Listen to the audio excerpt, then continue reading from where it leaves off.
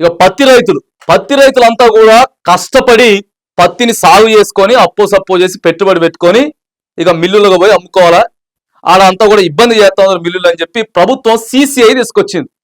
ఈ CCI అధికారులు మిల్లుల దగ్గర ఉంటారు, కాటాల దగ్గర.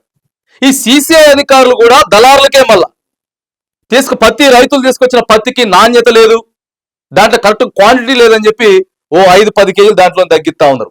CCI అధికారులు ఉంటే రైతులకి న్యాయం జరిగిద్దని చెప్పి ప్రభుత్వం పెడితే అదే CCI అధికారులు ఇవాళ దళారులకు కొమ్ము కాస్తా ఉన్నారు.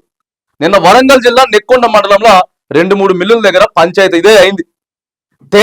తేమ ఉన్నది, నాణ్యత లేదు అని చెప్పి ప్రతి కింటాకి 2000 నుంచి 4000 రూపాయలు ఇటు దళారులు, CCI అధికారులు, ప్రభుత్వ అధికారులు సిగ్గుండాలి కదా.